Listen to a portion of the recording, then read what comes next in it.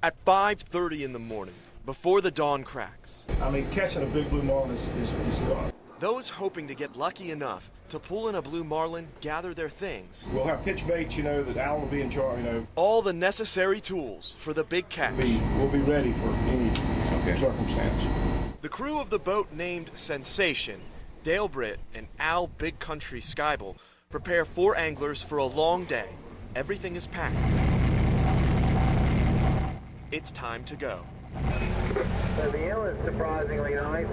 Maybe what I saw, maybe it's going to shift around to the northeast Friday, Saturday, though. So begins the 2.5-hour trek to where the blue marlins swim.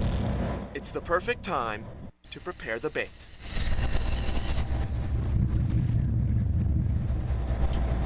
At 9 in the morning, the fishing starts. 100 boats out on the water, all looking for the same thing. Out here gonna catch the big one. On this trip, Trey Siner is the designated angler.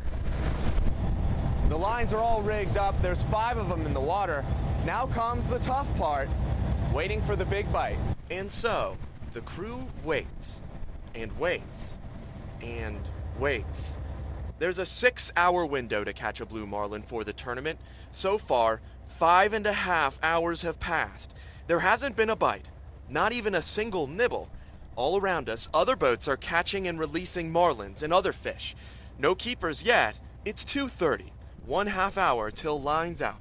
It's looking grim for the crew of Sensation, but sometimes patience pays off. Dredges up, knock the boat out of gear so they can get the dredges out of the water, please. Break a line in, break a rod in, one of them. A blue marlin, spotted in the waves, has taken the bait. Another 80. Okay, just in case. It's a team fight. The marlin dives deep, struggles to run, but Siner and Big Country have him hooked deep. Marlin with one sail, and we've got the Sensation still hooked up. Yes, sir, line's out. 3 o'clock. A call from Big Rock shows all boats need to take their poles out of the water, unless there's currently a fish on the line. The Sensation is the only boat with a big blue hook. 150, 200 yards out. This fish isn't giving up. Not losing any, but not gaining any right there. The fight lasts well over an hour.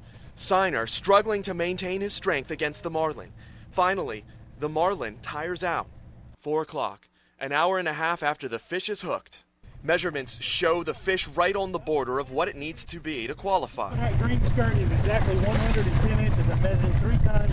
The fish is pulled onto the boat and the Sensation heads back to the weigh-in station, the last one to do so. The crew and captain have no idea if this fish is big enough. Only a weigh-in will see if this fish qualifies or if the Sensation will take a penalty upon arriving. It feels like a hero's welcome. It's the moment of truth. The big fish is hooked up. It's time to measure. The blue marlin needs to be 400 pounds.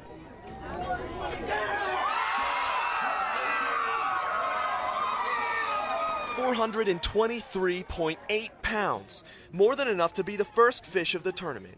What could have been a flop day of fishing turns into something much more. We're first place right now, long tournament, but hey, we're happy where we are right now.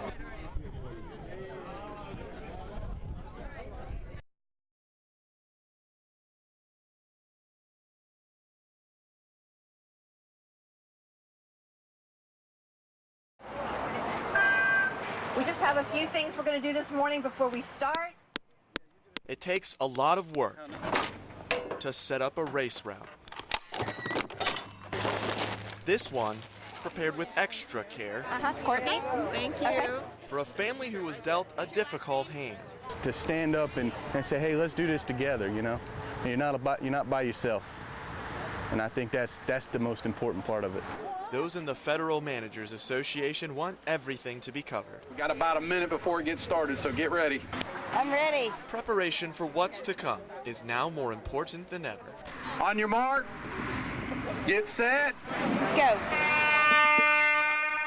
Go. We're out here running. It's a 5K benefit fun run for John Wayne. Love him. It's a miracle. I'm glad he's here with his family. He was in a four-wheeler accident at Bosco Beach John Hartsough's December 22nd ATV accident left him in a coma.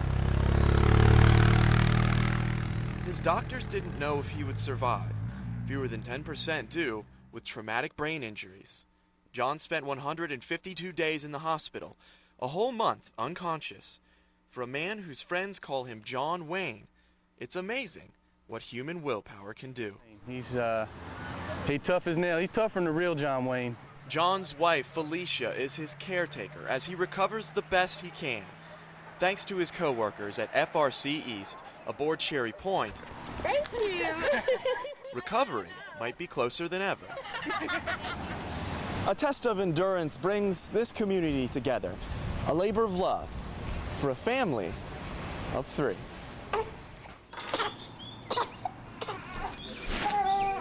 Hey, sweet pea.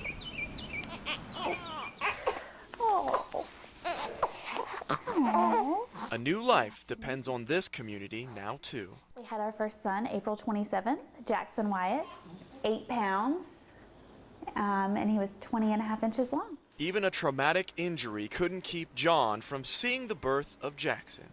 And Johnny was actually there for the delivery, which was something I was really concerned about. John can't talk. He's not fully able to use his left side, and standing by himself is out of the question. While John's ability to talk may be gone, the love for a newborn glows on his face. The best part of your day is holding him. Let me see how your mouth's working today. With the help of therapy, John and Jackson can cross the milestones of father and son together. Show me your teeth real well. With the beginnings of a smile. Good. As long as we push through and do our therapy and keep building up the left side, he'll be teaching his son how to play football and wrestle. Things many fathers take for granted seem within reach. And while John can't run yet, his spirit is as active as ever. Good job! $3,000 raised to help keep baby food stocked. The bills paid. Our final total today is $3,280.